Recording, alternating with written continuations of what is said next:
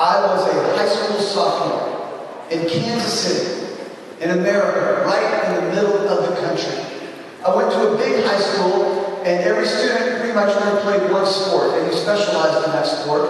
And my sport was track and field and cross country. When I was a sophomore, a senior on my team that year was the champion. Not just the champion of our league, not just the champion of the state of Kansas, but he was the high school champion of the United States of America in the 2-mile run. That was cool. He graduated and went on to bigger and better things. Our track coach looked around at those of us that were left, and he looked at me and he said, "Jackson, you're in." And I said, "Whoa, I'm just a mediocre, middle of the pack, runner. I have nothing special." Next year, I was the team captain. And out of the hundreds of high schools in the state of Kansas, our team finished 5th in the state in track and cross country. Not bad, except one little caveat. In the history of our high school, we had never finished in the sport of track and cross country lower than 3rd.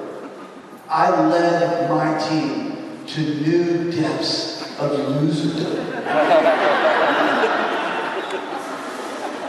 Not only that, but that year our track coach had literally gotten in a fist fight with another kid on the team that was fired. It wasn't me. Also, I broke up with my girlfriend. And when you're 17 years old and you break up with your boyfriend or your girlfriend, that's pretty much the end of the world, isn't it? Not only that, but my drinking friends were getting me into trouble. Going into high school graduation in 1982, I was a distraught young man. A friend of mine that was on the track and cross-country team saw that and invited me to go to the church. And I said, "Come on, I believe in God. I didn't read my Bible. I don't have any idea what it means, but I'm not interested." Then I found out a really cute girl went to that church. And I said, "I'm on the rebound now, I'm going to go." And I went that night thinking I was going to meet my next girlfriend. Instead, I met the Lord. I met Jesus Christ.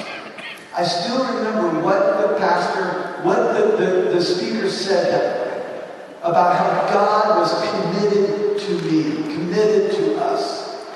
Through his death on the cross, Jesus Christ paused us and demonstrated his commitment to us. And I remember thinking, athletics has let me down, my girlfriend has let me down, my drinking buddies have let me down. I want to know this commitment, this love Christ has for me. And in the summer of 1982, I committed my life to Jesus Christ. And now, 30 years later, I love my wife, I love our 5 kids, I love the school, I love our work, I love the sport of basketball, but there is no love like the love in my life for my Lord Jesus Christ. And we would be amiss as a school for gathering us all together and not taking a moment and telling you what is at the core, what is at the heart of this school. And it's simple. God demonstrates his own love toward us, and that while we were yet sinners, while we were yet our own failures, Christ died for us. Now, I know you don't want to come and hear some guy go on and on and on and on and on. So let me just say this. I would love to talk to you more about this. Or one of the teachers at the school, or one of the parents at the school, I'd love to talk to you more about this. If you can relate to my story as a high school student. I'd love to talk to you face to face, on email, on Facebook. I even have some little booklets about my own personal faith. I would love to get to you and tell you that story as well. Thank you for a chance to share with you what is at the core of ICSB, the International Christian School of Budapest. Thank you for that opportunity, and may God reveal himself to you. Thank you. Let's get on with your words.